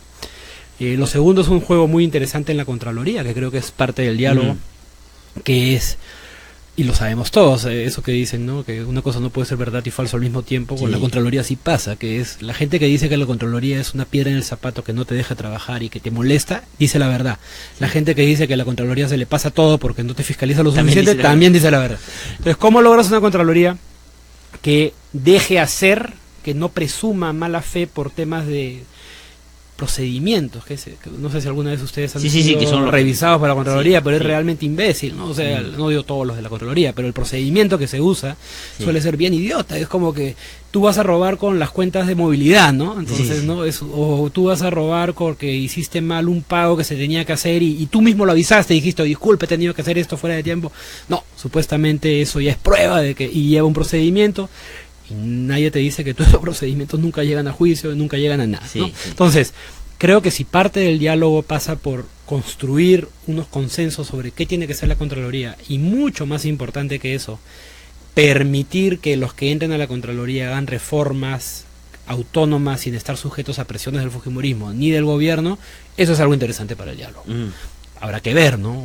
Todos los reflejos que uno encuentra es más bien lo contrario. En el Perú tú ves un fujimorismo que nunca se ha interesado mucho por esas reformas, y en el gobierno a veces ves ausencia de autocrítica cuando te ponen temas que están muy cercanos a sus propios intereses y que dicen ahora, pero y el otro tema de cómo debe configurar su gabinete a partir del 28 de julio, porque una de las cosas que se dice y suena fuerte, digamos, ahí diría yo varios que apuntan en esa dirección, es el gabinete conversado. Es decir, claro, porque si tú le dices a PPK, cambia tus ministros, PPK va a buscar donde siempre ha buscado, dentro de los suyos, y puede correr el riesgo que tú bien has dicho. Si busca otro espacio que no conoce, puede también meter la pata. La otra es decir al fujimorismo, oye, conversemos a alguien para que tú no lo estés criticando, porque también lo vas a sentir algo tuyo. ¿Cómo crees que debe ser eso? Hay diferentes salidas a ese tema, ¿no? Uno es un gabinete más fujimoristón, ¿no? Que sea pues más cercano a ellos, pero yo creo que ni al fujimorismo ni al gobierno le conviene eso, sinceramente, ¿no? Si el fujimorismo no tiene por qué cargar con los problemas de este gobierno, que ya son muchos. Él va a querer mantener el rol de la oposición, ¿no? Más allá de ciertos acuerdos, ciertos consensos que pueden dejarlo trabajar, otras cosas. Y que veremos si se da, ojo, hemos minimizado el peso de esos actores medio irascibles que están en el Congreso y que juegan mucho para la tribuna, ¿no? Veremos si es que este consenso alcanza para eso que hemos hablado. Exactamente. Bueno, pero volviendo a tu pregunta, una forma es que yo lo veo difícil. Otra, alguna gente dice, ya que no sea técnico, que sea político. Yo mismo lo he dicho, me parece que es sensato, pero eso te lleva a una gran pregunta: ¿dónde están esos políticos que has dejado en la banca, ¿no? Y tú ves en el Perú y cada vez quedan menos políticos de ese tema. Yo no creo que una serie de personas apristas o pepecistas que más bien no han tenido pues gran desempeño en el manejo de ministerios ni de grandes políticas nacionales sean esa banca política que te va a dar. Entonces creo que el gobierno pues tiene, coincidiendo con el diagnóstico, que se requiere algo mucho más político, mejor comunicación, mayor capacidad de mostrar resultados y desempeños, dándole relevancia tal vez a algunos de los ministros que más escondidos han tenido y que son los que tienen mejor llegada, ¿no? Creo que sí es un reto encontrar esas 2 o 3 o 4 personalidades. Ahora, hay un gabinete más multipartidario, más explícitamente con representantes de partidos políticos, también, que es lo que propuso el partido a través del presidente del partido del PPK, ¿no? También, ¿no? Justamente puedes tener 1 o 2 personas que alguien diga, mira, esos han tenido su cercanía al fujimorismo, pero de repente otros 2 que estén vinculados a otros sectores. O sea, creo que el gobierno tiene un margen de juego para construir ese gabinete, lo difícil es encontrar esas personalidades que te van a poder tener una mirada más global de la situación y que va a poder poner temas de agenda que importan a la gente. Ahora, pero Zavala en ese esquema sale de todas maneras, digamos, en el esquema más político, digamos, tendría que quedarse solo en economía y poner otro en o lo refuerzas con ministerios que tengan mucha más voz, creo, ¿no? Porque me parece que la gran crítica que yo le haría a este primer año es que comenzaron con un discurso interesante, como que parándose políticamente, señalando yo soy diferente a los que están al frente por esto, voy a impulsar, sin esperar pues grandes cosas, era una derecha tecnocrática, sí, claro. Y tecnocrática bien noventera también, no es la tecnocracia tipo Saavedra, sino una tecnocracia pues más antigua, ¿no? Pero luego te metiste en estos temas que yo no termino de entender quién los presiona, quién los pone, quién hace creer que son importantes, como el destrave, la desregulación. Claro que son importantes para la vida cotidiana de mucha gente, pero te pierdes en el detalle, ni siquiera lo has presentado como una política nacional vinculado a temas más grandes. Entonces cuando presentas que redujiste los trámites de tal manera u otra, la mayoría de gente creo que no le da importancia. Entonces buscar qué temas son aquellos que conectan con la gente, ahí sí me parece que el tema de criminalidad, de lucha contra la delincuencia es algo que el gobierno tiene que construir mucho mejor. O sea, finalmente es la reforma que está viendo resultados y que está llegando a la prensa, a la gente, pero no ves un presidente, que es lo interesante, haciendo de ese su discurso, ¿no? Pues, tú imagínate un Rafael Correa, un Lagos, o cualquiera de esos animales políticos que has visto de izquierda a derecha, desaprovechando aquello que te está dando puntos, que eso me parece bien interesante, ¿no? Un presidente que comenzó con cierta idea de que podía ser un poco más político de lo que lo conocíamos, pero luego ha caído en más bien una continuidad bien interesante. Sí, pero yo me he quedado pensando también en lo del diálogo yo no iba a entender por qué todo el mundo quiere que el diálogo prospere, que haya determinados puntos de consenso, de acuerdo, para que pueda salir el país adelante. Yo creo que eso es evidente, pero hasta ahora no leo las señales por las cuales tenemos que tener tantas expectativas frente a este diálogo. Yo no tengo grandes expectativas de este diálogo. Digamos porque sí, a ver. Creo que a ver, tendremos expectativas y en los próximos días se ve un cambio interesante en la Contraloría y se le da este espacio de autonomía para que pueda investigar a Congreso, Ejecutivo y recursos para hacerlo. Tendremos expectativas si vemos que algunos de estos proyectos populacheros del fujimorismo se dejan de presentar, y tendremos expectativas si el tono cambia, que creo que eso es bien importante. Es un tono que es destructivo, ¿no? El tono becerril, el tono galarreta, ese es el tono que está asumiendo el fujimorismo. Me parece que habrá expectativas si tú cambias a una posición en la cual puedes hacer críticas, puedes hacer oposición, pero sin esta cosa permanente de encontrar corruptelas o acosar al otro desde los evangélicos más exasperados, ¿no? De corrupción moral o inventando cosas o señalando temas ya incluso raciales, ¿no? Usted es blanco, no entiende, ¿no? Entonces tendremos expectativas con eso. Lo que he querido decir es que los temas que se han tocado ahí, y salir así modestito, no decir este es un gran diálogo de concordia, sino hay estos 3-4 temas que nos parecen importantes. Si se llegan a concretar, bienvenido, no me parece mal porque baja la tensión, pero la expectativa la tendremos que ver en las próximas semanas, ¿no? Eduardo, a quien pongan como presidente o presidente de la mesa directiva será una señal, digamos, de que el fujimorismo está buscando hacer las cosas en el tono que ha planteado el diálogo, o no, porque ponerse a alguien muy beligerante, uno daría la impresión de que quiere confrontar. De nuevo, creo que es interesante ver cómo las posiciones hacen a las personas. O si me estás hablando de Cecilia Chacón, obviamente. Sí. O sea, si es que Cecilia Chacón es la Cecilia Chacón de años anteriores, que sale gritando hurra cuando descabezan un ministro, o exasperada y molesta, obviamente esto va a ser un desastre, no va a continuar igual, ¿no? Pero si es una Cecilia Chacón que más bien por presiones internas y el contexto comienza a cuidarse, a mantener otro perfil, tal vez mirando lo que ha sido Luz Salgado, que tal vez no lo sepan los que ven la política desde fuera, pero es una persona que ha logrado por lo bajo construir buenas relaciones con diversos sectores del Congreso, hasta con cordialidad en sectores que serían inimaginables, ¿no? O sea, entonces, obviamente eso en la superficie no se ve, hay que mantener la guerra y la pelea, pero el sentido que hay en el Congreso me parece es que mucha gente decía, ¿por qué no continúas? Y no ha estado tan mal, Sí, no ha estado mal, ha no, logrado, sí, no ha estado tan mal, digo, para los que la criticaban de antes, ¿no? Sí. Entonces, tendremos que ver. Me parece que en estos casos sí es interesante cómo los antecedentes pueden eliminarse y me parece sintomático que Cecilia me parece sintomático que Cecilia Chacón haya estado callada que 2-3 meses que no dice nada, no, o sea, no ha estado a nadie, no ha tuiteado, no ha vuelto a entrar al mototaxi, no. Entonces vamos a ver, ¿no? Vamos a ver, porque me imagino que eso viene con un compromiso. Yo creo que las próximas semanas, la conducta del 28 de julio van a ser clave para entender cómo será este segundo año y las expectativas que tendremos, ¿no? De acuerdo. Ahora, yo leí varias... Sí, tenemos tenemos que ir cortando. O vamos a una... ¿Qué hacemos? ¿Sí? ¿Tú tienes unos minutitos más todavía? Sí. Entonces vamos a una pequeña pausa y regresamos en un ratito para seguir conversando con Eduardo Darjan sobre varios otros temas. Así que ya volvemos. Que no te cuenten cuentos, el Diario 1 te cuenta la verdad. Compra el Diario 1, el diario oficial de la realidad peruana. Este programa es presentado por Mediacorp.pe. Continúa con la información, cultura, entretenimiento y música a través de radiosanborja.com.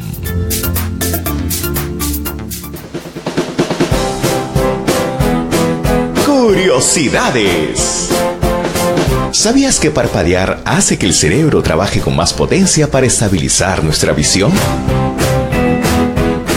Un estudio reciente dice que cuando parpadeamos, nuestro cerebro trabaja con mayor potencia para mantener nuestra vista estable. Además, limpia y mantiene hidratados nuestros ojos. Curiosidades.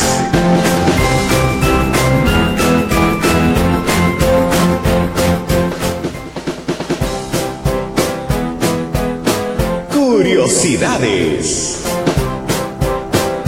¿Sabías que el acto de aplaudir es contagioso? Según un estudio realizado en Suecia, expresa que el aplauso es contagioso y la duración de una ovación depende del número de espectadores. Si solo un número pequeño de personas empieza a aplaudir, puede extenderse por todo el grupo. Y basta que 1 o 2 individuos decidan dejar de aplaudir de forma continua, el aplauso se apagará.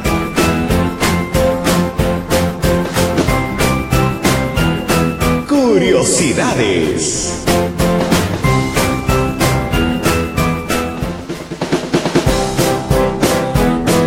Curiosidades. ¿Sabías que los pulpos tienen pupilas rectangulares? Los pulpos poseen pupilas rectangulares, convirtiéndolas en criaturas aún más misteriosas e intimidantes. Además, no pueden girar sus ojos como los demás, ya que permanecen en una posición fija. La razón por la que estos animales tienen pupilas rectangulares es para ayudarles a evadir a sus depredadores. Curiosidades.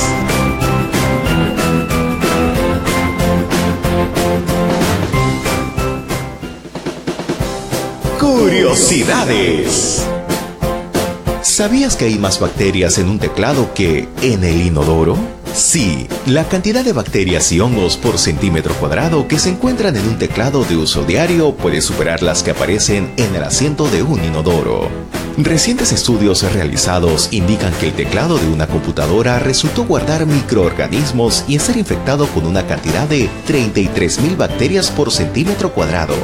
Esa cantidad de bacterias supera en más de 260 veces la de las bacterias encontradas en el asiento de un inodoro de uso normal, ya que esta cifra ni siquiera alcanzó las 130 bacterias por centímetro cuadrado.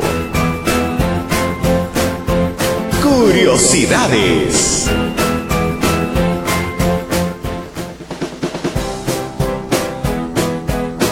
Curiosidades. ¿Sabías que los grillos se perfuman para encontrar a su pareja? Así es, científicos australianos descubrieron que los grillos utilizan diferentes técnicas de apareamiento. Los más fuertes cantan y los más débiles se perfuman para atraer a las hembras. Los científicos observaron que en las peleas entre grillos, el macho ganador produce un sonido de cortejo en presencia del macho subordinado.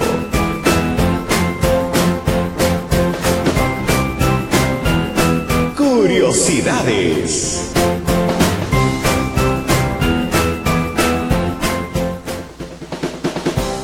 Curiosidades.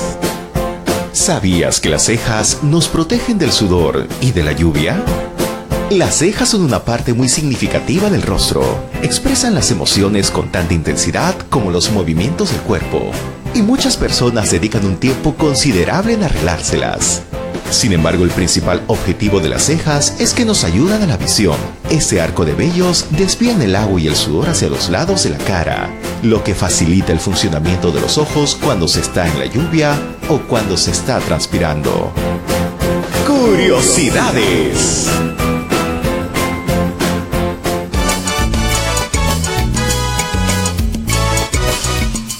9:06 minutos, estamos conversando con Eduardo Darllán, gran analista político, profesor universitario.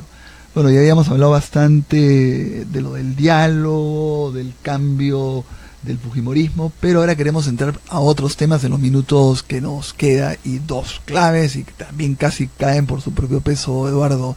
El tema de la división del Frente Amplio, o sea, descalabro total. A ver, ¿cómo la ves, no? Cada vez que uno habla de esto te dicen que no es tan simple, ¿no? No es tan simple, pero en realidad yo lo veo bien simple y complicado. Llegaste a ser la segunda fuerza en el Congreso, de la nada lograste tener un capital político importante, y eso en cualquier sistema de actores medianamente razonables, no digamos racionales, no razonables, era el principal capital a cuidar, ¿no? Tienes una candidata con potencial de volver a repetir una buena performance en el 2021, tienes una marca que ya está registrada en un país donde es tan difícil registrarlo, y me parece que no se logró por peleas internas que recuerdan pues viejos temas en la izquierda. Y claro, la gente te dice, no, es que eran dos proyectos muy diferentes, ¿no? El proyecto de Tierra y Libertad y un proyecto externo que quería capturar la inscripción de Tierra y Libertad sin darle el peso que merece. A mí de verdad muchas de estas discusiones me parecen como, no estás entendiendo la magnitud del problema, él me quitó mi pelota, ¿no? Creo que sí es algo que hay que analizar, donde algunos tienen mucha más responsabilidad que otras. A mí me ha sorprendido la chatura de perspectiva de Marco Arana y de sus dirigentes más cercanos, para no darse cuenta que ellos no tienen el arrastre que podría tener Verónica Mendoza. Me parece que eso es objetivo. Nadie cree exactamente lo contrario, ¿eh? Tú hablas con ellos, por supuesto que creen. O sea, Marco lo que cree es que si él era el candidato, él sí pasaba la segunda vuelta y que él ganaba la elección. Eso no iba a pasar jamás. No, pues, yo sé, pero digamos, eso, ellos si creen eso, es que están pues ya con un problema muy serio, ¿no? ¿Y Verónica te parece que es la que fue en la campaña que creció tal vez? Pero es que creo que a Verónica, tú lo que en la campaña viste es que era un espacio para comenzar a hacerla crecer. Tuviste una buena performance, pero habían fallas, ¿no? Sí. Fallas de no conocer una serie de temas básicos que te requieren ser estadística, ¿no? Cómo manejarías la economía. No basta con decir que la economía tiene que ser más diversificada. Tienes que decir, bueno, ante las circunstancias y condiciones actuales, ¿qué haría yo? Claro. Tienes que tener además equipos, me parece importante, que es algo que no se vio tampoco, equipos que te acompañen, no solamente un grupo de economistas, sino quiénes trabajarían el tema de desarrollo social, qué tienes que decir para profundizar ciertos discursos que pueden quedarse muy etéreos. Tenías además que construir un perfil mejor para las zonas urbanas. Tuviste buen voto en el sur. ¿Qué tienes que decirle a sectores emergentes, informales, nuevas clases medias que la izquierda podría ofrecer? Entonces era un muy buen desempeño que tenía que ser construido. Me parece que echarle a Verónica Mendoza la responsabilidad de haber perdido perfil es injusto, porque ha perdido perfil porque justamente estas peleas internas no le permitieron hacer de la bancada una caja de resonancia. Y es realmente, yo creo que ya es donde ya es de locos, que dicen, no, es que no queremos en líderes naturales. Pues no seas burro. En el Perú, tener un candidato con capacidad de construir legitimidad electoral, ya luego construyes tu organización. Desperdiciar eso es realmente alucinante, y te muestra que lo que ya sabíamos, pero que es importante reiterarlo, que la política es mucho más que raciocinio y razonabilidad, sino es identidades, peleas, cosas personalistas que pueden llevar a que tengas una consecuencia como esta, ¿no? Que lo peor que podía pasar pasó, ¿no? Sí. Ahora, claro, la formación de un nuevo núcleo tan amplio, ¿no? Yo digo, con el partido de Jude Simon, con el Partido Comunista, con Patria Roja. Yo creo que también ahí hay como una especie de mito que la izquierda siempre debe ir unida. Y a veces me preocupa eso, porque si tú estás diciendo que te vas a renovar y vas con toda esta gente, mejor... Y precisamente el ejemplo de Verónica Mendoza es interesante, porque no fue la unidad, fue un grupo pequeño dentro de lo que se hablaba como unidad al inicio, con lo cual no tuviste que hacer estas negociaciones desgastantes de poner a tal viejito, tal otro viejito, tal señor que ya pasó su momento, pasó su época, sino que construiste una bancada, unos candidatos al Congreso con algunos nombres interesantes, otros mucho menos, dicho sea de paso. También esta participacionitis puede dar lugar a problemas, pero lograste tener 20% con una bancada de personas pues interesantes, ¿no? Está Marisa Glave, está Indira Wilca, está Richard Arce, el congresista Ceballos, ¿no? Gente que tú decías, claro. Y sin embargo, todo ese aprendizaje en el cual tú podías ahora comenzar en tus términos decir a quién incorporo, a quién no, vamos a negociar, se pierde, ¿no? Claro. Ahora, el APRA, ¿no? Ahí también hay una división que es impresionante, porque tienes a Del Castillo por un lado, a Mulde por el otro. Eso es impresionante, además, porque se ha ventilado públicamente, ¿no? Que es una regla de oro del partido, que era mantener estas cosas. En el caso de la izquierda es un proceso de construcción partidaria de lo nuevo, de algo nuevo, y que pues tiene una serie de ventajas. En el caso del APRA el reto es mucho mayor, que es un proceso de reconstrucción partidaria, que pasa por redefinirte, encontrar pues nuevos sentidos y sobre todo generar credibilidad. Me parece que dentro del partido no hay mucha, a veces, conciencia del grado de poca legitimidad de algunas de sus caras que creen que pueden ser nuevos liderazgos. Entonces la apuesta es riesgosa, pasa por conseguir gente nueva, renovar las caras, pero eso implica quitarle poder a los que han tenido poder en el partido por mucho tiempo y que no pueden ser esas caras de renovación. Creo que lo que ha pasado en el Congreso de la última semana ha sido lo peor que podía pasar de nuevo para el APRA, ¿no? Que es ni siquiera un poquito de renovación. Se ha apostado por sectores cuestionados dentro del partido, con mucho de viejo, con la bendición de Alan García, cuando era un momento más bien, creo yo, si es que ellos están pensando en reconstruir un partido, es buscar salir del partido y buscar vínculos a través de nuevos discursos, probablemente posicionarse en otro lugar, hacer críticas a la propia conducción del partido. Al punto que yo conversé con Elías Rodríguez aquí al día siguiente que esto salió, y él me dijo, digamos, que si el pueblo aprista así lo quería, Alan García podía volver a ser candidato el 2021. Entonces lo que quiero decir es justamente aprovechar que Alan García, por lo menos ante los medios, ha dicho que ya se separa para reconstruir el partido, pues sin pensar en él necesariamente, ¿no? Pero eso no es, pues. Ahora, pero se han acusado, Jorge Castillo ha acusado que aquí hay patrocinio de los Sánchez Paredes, por eso, o sea, ya es un nivel distinto. Ya es un nivel distinto. Ha dicho que García es el que ha generado todo este desastre. Es un nivel distinto, no se ve ningún tipo de renovación, además no hay habían pues compañeros apristas expectantes para dar el salto de nuevo, es una plancha de puro señor mayor, masculino preponderantemente, ni siquiera gestos de renovación, y con esta idea de que García, sea real o no sea real, o Elías Rodríguez con sus bases en el norte, que mucha gente cuestiona, terminan siendo los que manejan el partido.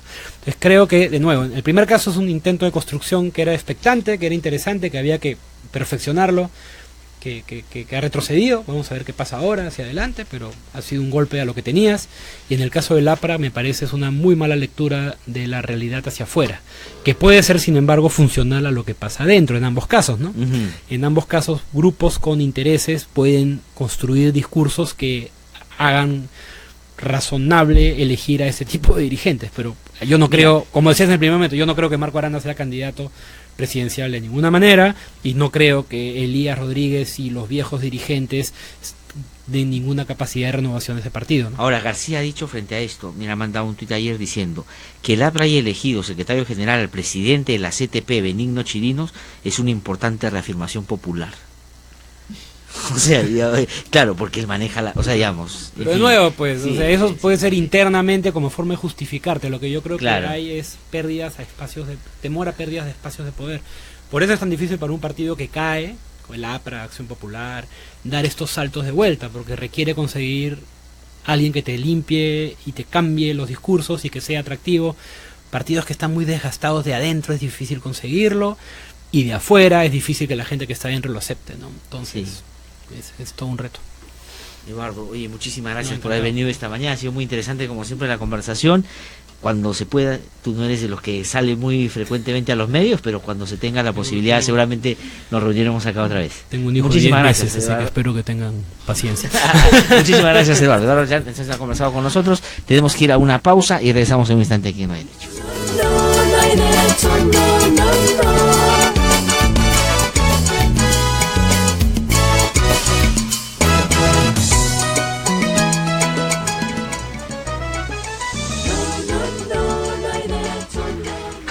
¿A qué hora voy a adentrar yo, señorita? Estoy desde temprano y el doctorcito dijo que... Mire, señor, por favor, tiene que esperar. Espere allí, tome asiento. Yo le aviso, ¿ya? Buenos días. ¿Estará el doctor Quirós? Buenos días, señor. Sí está. ¿Usted me va a atender? Tengo un pequeño dolor en el cuello y deseo consultarle... Claro que sí. Pase usted, por favor, por esta puerta. Señorita, ¿y yo? Ya le dije. Tiene que esperar, señor. Yo le aviso.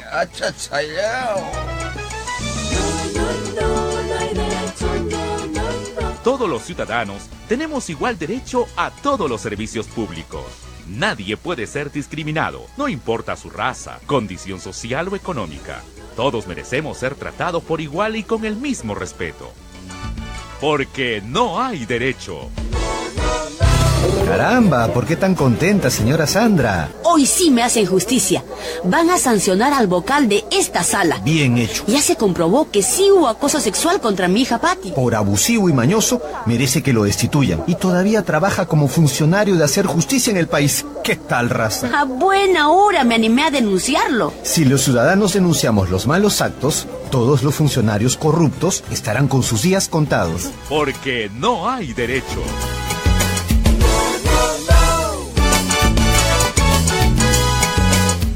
9:17. Ahora estamos con una entrevista al congresista Tubino sobre todo lo que está ocurriendo, por supuesto, en el país. Muy buenos días, congresista Tubino, y muchas gracias por respondernos a la llamada. Sí, muy buenos días, Ernesto, y muy buenos días, Gláster, y buena disposición de ustedes. Sí, siempre le agradecemos mucho porque en varias oportunidades invitamos a diferentes personas, por ejemplo, del fujimorismo, y lamentablemente no quieren venir. Háganos el favor de ayudar a que vengan, pero usted siempre tiene la deferencia de contestarnos. Bueno, congresista, ¿qué ha pasado? ¿Se les ha revelado el Benjamín de Alberto Fujimori? Kenji, usted como marino que suele ver las cosas muy disciplinadas, ¿qué ha pasado ahí? ¿Han tenido hasta que someterlo a disciplina? Sí, mira, lo que sucede es que nosotros tenemos un reglamento interno de la bancada. Bueno, tiene una serie de artículos que definen pues qué es lo que se espera de cada uno de los congresistas con relación a su comportamiento, a la forma de actuar como grupo político. Y entonces, cuando uno ve el artículo y ve las últimas actuaciones públicas de Kenji Fujimori, lógicamente uno ve y así a simple vista, mira, uno puede deducir que está rozando pues, con falta de indisciplina. Y entonces, si la situación es esa, entonces lo que se hace es hacer pues, un proceso disciplinario. Y donde no lo hemos escuchado dar sus descargos, pues ahí se le escuchará sus descargos y se verá pues por qué él ha hecho esas declaraciones, tal vez qué fundamentos tiene y sobre eso se tomará pues una decisión. Ahora, ¿de qué concretamente se le acusa? ¿Cuál es la acusación fundamental contra Keiko y a partir de qué hecho? Sí, mira, por ejemplo, él ha sacado pues, algunos... se refiere con palabras muy duras con relación a la bancada, al mismo Congreso, y mira, entonces todo eso afecta pues, la unidad y la disciplina que debemos que tener todos. Y por otro lado, somos una bancada que nos reunimos permanentemente. Mira, nosotros todos los días más tenemos reuniones muy largas. ¿Quién no va? Entonces, ahí debatimos diferentes puntos de vista políticos, porque todos no pensamos igual, como es lógico. Y él no asiste a estas reuniones. Entonces, el otro tema es ese. O sea, ¿por qué no se acude a los foros internos que están establecidos para dar unas opiniones y producirse los debates y tomar decisiones? Eso no ha hecho en este caso Kenji. Claro, ahora, y habría que saber por qué no lo hace. Él dice o permanentemente da a entender que lo que pasa es que él quiere claramente sacar a Alberto Fujimori, su padre, de la cárcel, y más bien la gente del Congreso no lo quiere y más bien obstaculiza cuando se ha hablado de la detención domiciliaria. ¿Es así? ¿Usted cree que hay dos sectores, unos que quieren que salga ya, ahora, de cualquier manera, Alberto Fujimori, y otros que más bien sienten que no, porque puede complicar la cosa política? ¿Qué dice al respecto? Sí, mira, primeramente, que es un tema que nosotros en bancada no debatimos los caminos a seguir en este caso, porque se nos ha pedido que este es un tema netamente familiar y que nosotros, como integrantes de la bancada, no tenemos que, vamos a decir, debatir procedimientos y qué cosa es lo que se debe hacer para que todos esperamos que salga cuanto antes el presidente Fujimori de la cárcel. Por supuesto que sí queremos, nosotros sí lo queremos, pero nosotros no trazamos las estrategias del caso. Entonces, además, todos los caminos conducen a Roma. Al final, Kenji puede tener una posición que la ha debido pues, discutir en su momento y ver si el camino que él está o que pretende seguir a lograr ese objetivo es el mejor o no es el mejor. Entonces, de acuerdo a eso, ha debido debatirlo también, pero no al interior de la bancada, en este caso a nivel familiar, ¿no? Ahora, para pasar a otro tema, pero cuando el presidente dice, bueno, depende del Congreso, entonces si ellos aprueban una ley sobre detención o arresto domiciliario, se cumplirá la norma. Ahí no se sienten aludidos los congresistas que podrían haber hecho, no digo que estoy de acuerdo, pero podrían haber hecho algunos cambios para propiciar esta detención domiciliaria o arresto domiciliario. Es que mira, lo que se está buscando no es precisamente cambiar ese estatus, ¿no? De pasar de prisión a prisión domiciliaria, que al final también es una prisión, sino, mira, se está buscando su libertad. No le quedan muchos años de vida, y eso es lo que se está pidiendo. Y entonces, ¿bajo qué forma? Se está insistiendo que podría ser a través del indulto. Entonces, ese es el camino que se está siguiendo. O sea, ¿usted estaría de acuerdo con el indulto humanitario? Yo sí estaría de acuerdo con el indulto humanitario, porque mira, estamos frente a un caso de una persona que ya tiene 11 años preso.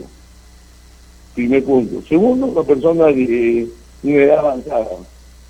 Una persona que tiene una serie de ataques. Y entonces, ¿qué cosa es lo que queremos? ¿Seguir ensañándonos con él? O sea, esa es la humanidad, esa es la forma como debemos actuar. Yo la verdad que en ese caso específico, y el que mejor conoce la situación de él es el mismo presidente, porque tiene ahí, mira, ahora, los jóvenes no saben lo que son los ataques de la vejez porque no lo sienten. Pero justamente entonces, lo que usted puede decir, es un tema humanitario. PPK ahora, está de presidente de la red. Para este caso no queremos, pero para otros casos sí, un derechos humanos. Entonces, la verdad que no entiendo esa contradicción. De acuerdo, pero la pregunta es justamente, usted lo ha dicho, o sea, PPK con esa edad está de presidente de la República. Algunos de su bancada han dicho que está bien que salga por el indulto humanitario, pero a jugar con sus nietos. ¿Usted cree que Fujimori va a jugar con sus nietos o cree que va a salir a hacer política dentro de sus posibilidades por la edad? ¿O cuál cree que va a ser la situación? ¿Va a salir a hacer algo de política o se va a dedicar a sus nietos? Mire, es una persona que tiene todo el derecho de hacer algunos pasatiempos, ir a pescar, revocar y cosas que a él le gustó, y entonces eso lo puede hacer en una detención domiciliaria, no.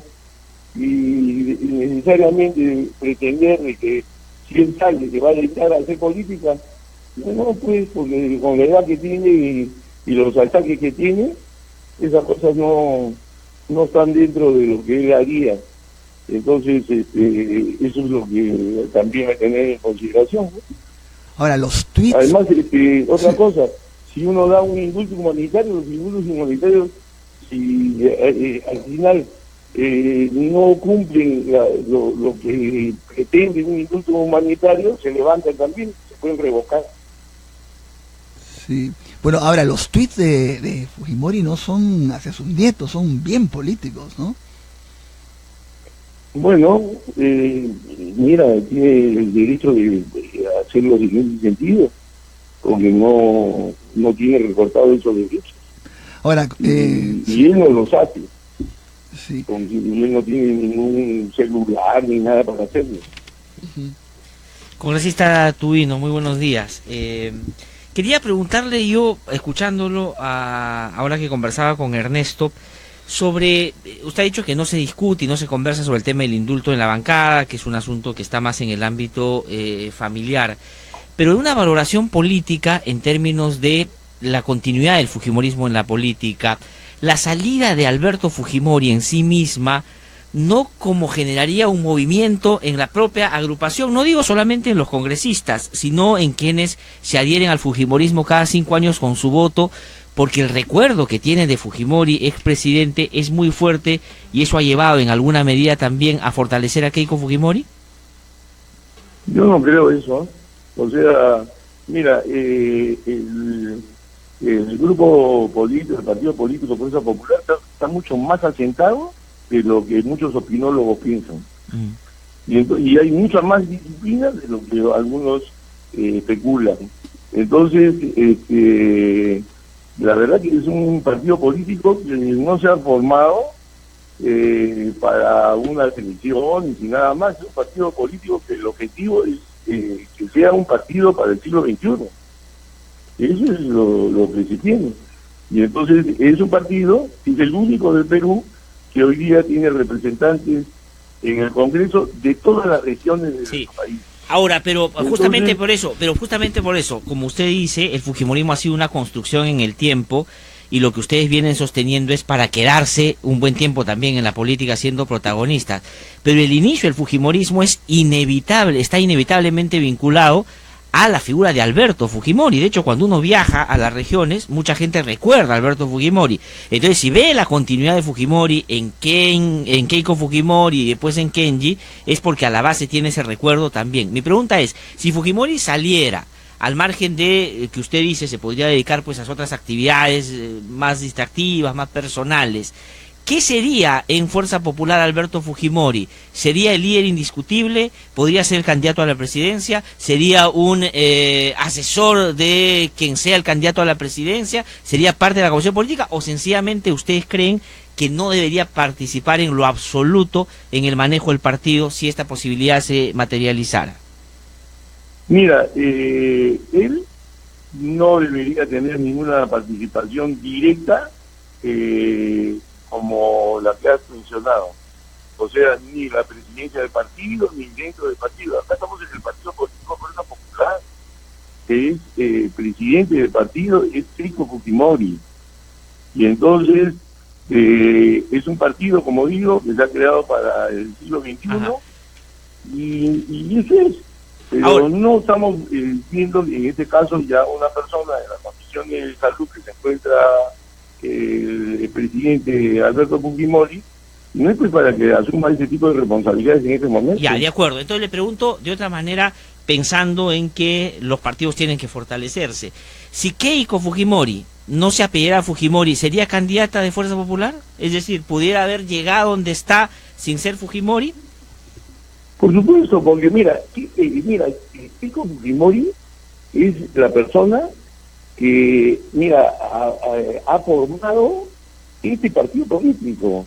Ella ha hecho un trabajo que, por supuesto, no ha sido difundido, donde ella, mira, ha hecho jurar hasta todos los comités provinciales de todo el Perú. Ella ha ido personalmente a cada comité provincial, ha hecho un trabajo de hormiga. Eso es lo que la gente quiere, solamente porque se apellida Fujimori y está ahí. No, ella lo ha formado desde sus inicios. El mismo Kenji Fujimori ayudó mucho a la conformación de este grupo político. Sí, es verdad. ¿No? En recolección de firmas. Pero ahora, en una lógica de fortalecer el partido, hay las posibilidades que de aquí al 2021 o en adelante en la próxima elección, el 2026, pueda Fuerza Popular tener un candidato que no sea Fujimori. Es decir, si se hiciera una elección interna en el Fujimorismo para el 2021, hay algunas otras personas que no estén vinculadas a Alberto Fujimori que podrían ser precandidatas por lo menos para aspirar a ocupar ese cargo. Yo creo que sí. ¿Quiénes, por ejemplo? Mira, ahorita a unos nombres. Gente joven dentro de Fuerza Popular y esa es la aspiración que tienen. Por ejemplo, ¿quiénes? No es solamente que ese es un partido que donde por los siglos de los siglos amén vamos a tener siempre a un Fujimori al frente. No es así. Ahora estamos viviendo toda una situación especial, pero insisto, es un partido para el siglo XXI y esa es la idea de Keiko Fujimori desde un inicio. Y hay algunos nombres que se le ocurran al congresista. Ella cambió toda esa forma de actuar, de que en cada elección aparecía un grupo con un nombre diferente, Cambio 90, Fuerza 2011, etcétera, etcétera. No, ahora tenemos un partido para el siglo XXI, Fuerza Popular. Ajá. Pero claro, pero el símbolo es la K de Keiko. Sí. O sea, digamos, lo que quiero decir es, hay otros nombres, digamos, de gente dentro del partido, porque nosotros no conocemos la interna del partido, conocemos lo que vemos, pero a la interna hay otros que podrían, digamos, o tienen, como usted ha dicho, la aspiración de ser candidatos a la presidencia del Fujimorismo, por ejemplo. ¿Quiénes? Pero por supuesto. ¿Quiénes, por ejemplo? Si tú observas en el Congreso, por ejemplo, por decir un ejemplo, no necesariamente tiene que ser en el Congreso, porque hay gente que no está en el Congreso y tienen bastante potencial hacia el futuro, pero hay jóvenes, por ejemplo, parlamentarios como Miguel Torres, etcétera, que son personas muy bien formadas profesionalmente, con mucha actitud, y mira, demuestran día a día en el Congreso su actuar. Entonces, hay una serie de jóvenes que están justamente en un camino político importante. Ahora, congresista Tubino, pasando al tema del acuerdo, esta convocatoria de Keiko y esta primera reunión va a marcar un antes y un después en las relaciones que hay con la oposición fujimorista y el oficialismo en el Congreso. Es decir, ¿se va a bajar el tono, ya no va a ser tan duro? ¿Cómo va? ¿Qué efectos va a tener esto? Mira, esa conversación yo creo que ha sido bastante positiva, ya, porque en esa conversación que ha tomado bastante tiempo, ¿no? Porque no se ha difundido mucho tampoco de que duró 2 horas y media. Sí. Entonces ahí se han encontrado coincidencias, por supuesto hay discrepancias también, ¿no? Pero también permite que en este diálogo se conozca exactamente qué es lo que quiere cada líder político. Y eso es importante, porque a veces tenemos personas al lado que nos asesoran a cualquiera de nosotros de una manera que no es la real. Entonces pintan fantasmas y cosas por el estilo, pero cuando uno hace el trato directo, siempre positivo, y eso en democracia es muy bueno. Entonces, han habido, por ejemplo, ¿cómo no vamos a estar de acuerdo, por ejemplo, en temas que preocupan a todos los peruanos? La desaceleración económica, el aumento del desempleo, el tema de la corrupción, el tema de la inseguridad ciudadana, el tema de cómo hacer la reconstrucción sin corrupción. Entonces son una serie de temas que, por supuesto, conversando uno se pone de acuerdo. Nuestro grupo, por ejemplo, quiere sacar adelante una Procuraduría General de la República. Ahí no tenemos los votos, necesitamos 87 votos. PPK quiere el tema del Consejo Nacional de la Magistratura, reestructurado. Entonces son cosas que uno puede irse poniendo de acuerdo, ¿no? Claro, pero en el Congreso, recuerde, yo veo la imagen, por ejemplo, de Galarreta, el congresista Galarreta, o el congresista Becerril, hace un tono más bien muy duro, muy fuerte contra el gobierno. Entonces esto, digamos, no contribuye a lo que usted está diciendo, que me parece que es lo adecuado. Tendría que bajarse el tono, ¿no? El acuerdo debería marcar eso. Esa debería ser una señal. Vamos a cambiar de tono. Yo creo que sí va a haber seguramente... yo creo que seguramente va a mejorar el tema en ese sentido, pero miremos todos los partidos políticos. Todos los partidos políticos tienen personalidades como las que has mencionado. Y mira, recuerda, en Gana Perú teníamos a Bogotá, y así cada grupo político siempre los ha tenido. Pero acá lo que tenemos que tener en cuenta es que se han encontrado puntos de coincidencia. Por ejemplo, después ahí han habido enfoques que son diferentes, ¿no? Por ejemplo, con relación a los decretos legislativos. Entonces, en decretos legislativos ha habido observaciones sobre algunos decretos, pero de forma, no de fondo. Entonces, y claro, yo puedo presentar una ley con el tema de fondo.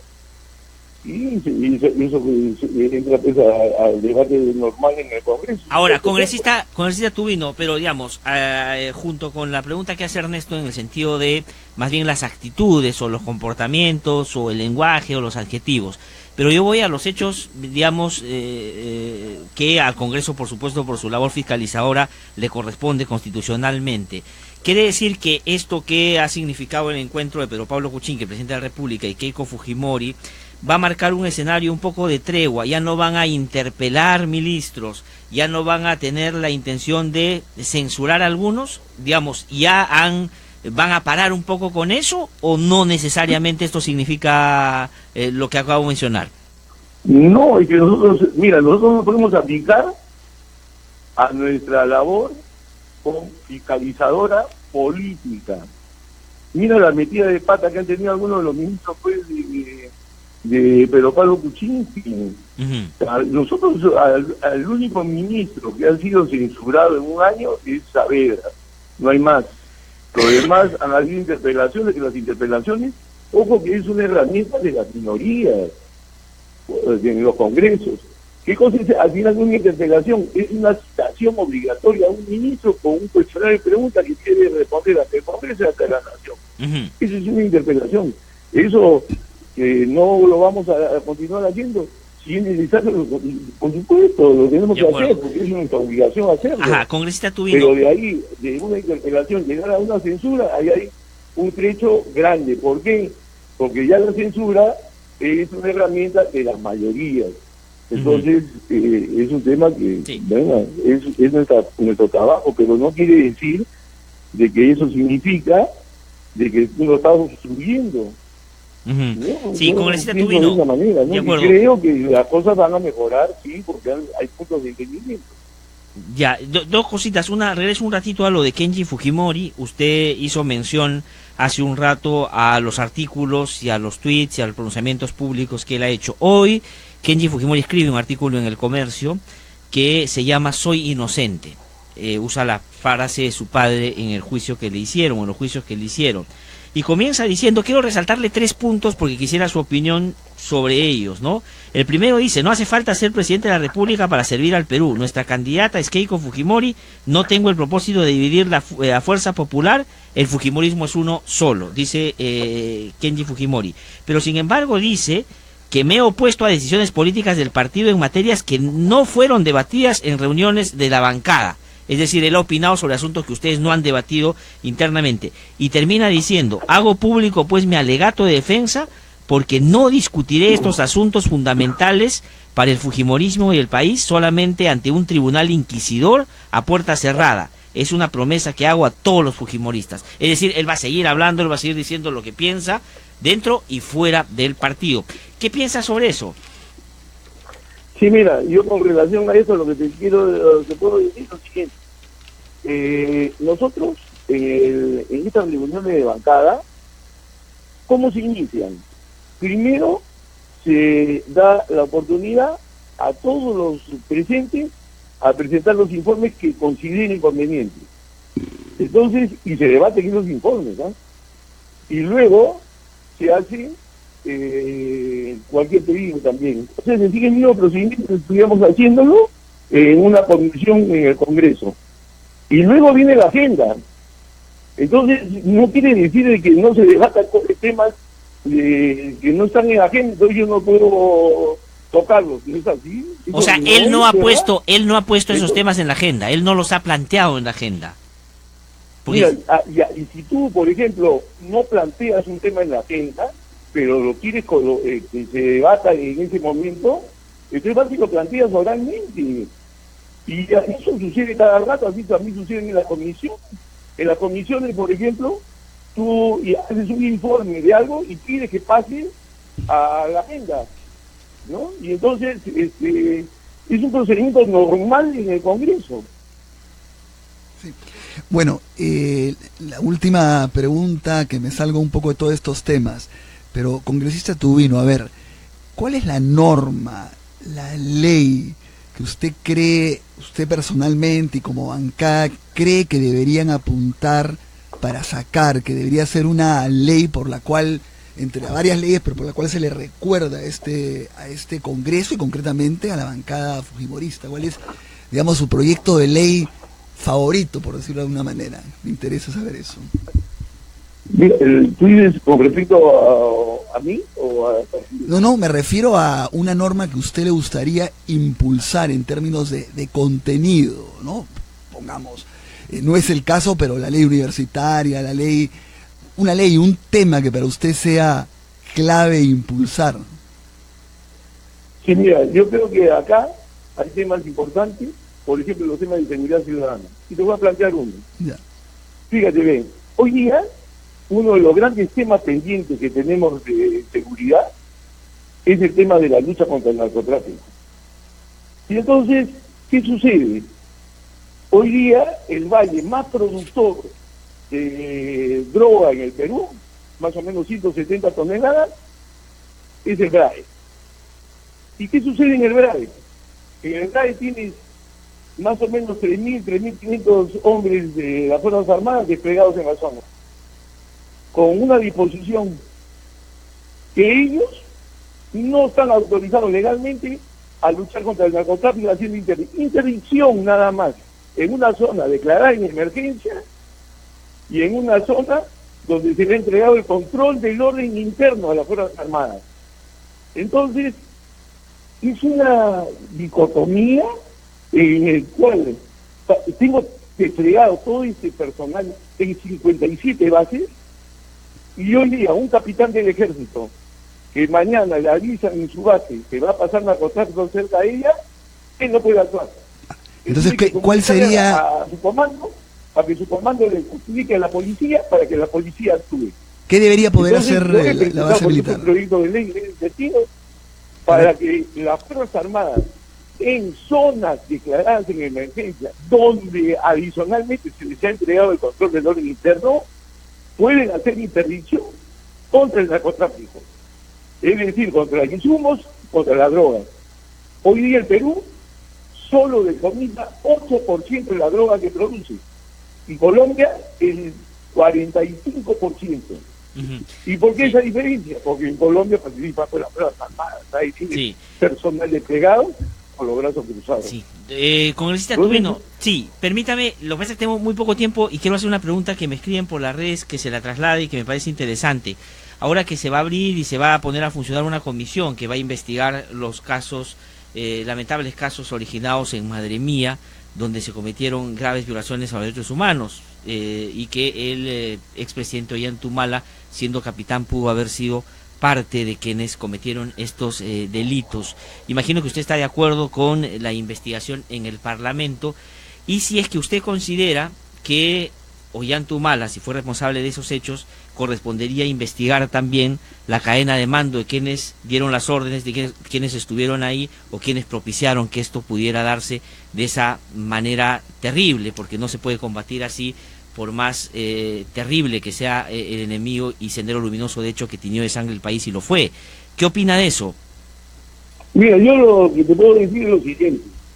Con el tema este de la autoría mediata, se está haciendo muchas injusticias en el Perú, ¿ya? Y lo digo de casos que conozco, en la cual el autor material de un hecho, por ejemplo, una patrulla, yo no hubiera querido ver a cualquiera de ustedes que me están hablando y haciendo preguntas, esa pregunta que otra persona la hace, es, si tú eres, imagínate, hubiera sido un general y tienes 80, 90 o más, 200 patrullas caminando por la zona de responsabilidad tuya, y aparece un tipo que se vuelve loco, se le cruzan los chicotes, o se pone nervioso, y en su locura termina asesinando un montón de gente.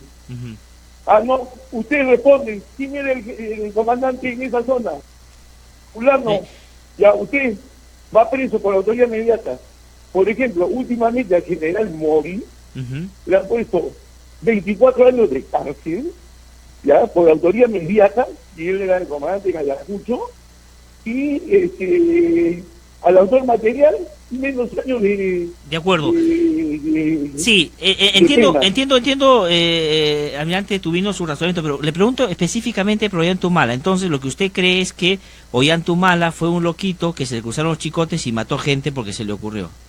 Yo no sé si yo no puedo decirte eso. No, lo que digo es, pero... decir que Ollantumala fue el autor material de los hechos.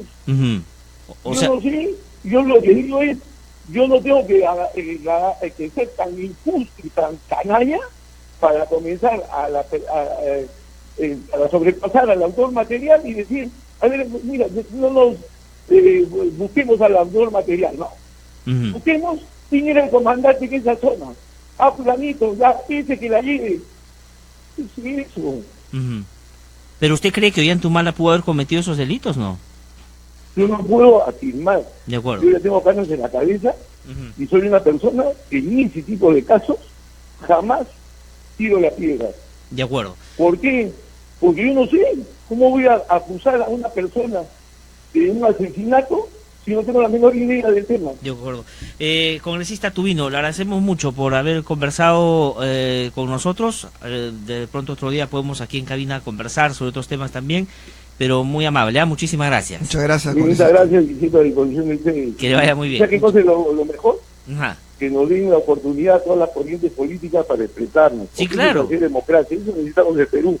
Debemos ponernos como objetivo llegar al 2021 con el Perú reconciliado. Ajá. Eso sería un objetivo muy positivo para alcanzar. Muy bien, muchísimas gracias, muy amable. Muchas gracias. No tenemos tiempo para más. Conmigo hasta el día de mañana, aquí a las 8 en punto.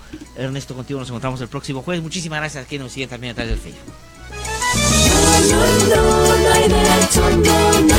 Que no te cuenten cuentos, el Diario 1 te cuenta la verdad.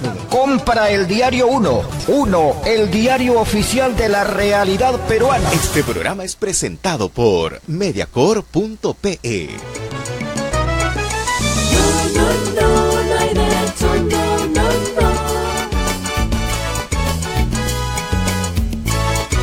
El Instituto de Defensa Legal presentó No hay derecho, un espacio de noticias, diálogo, debate y participación.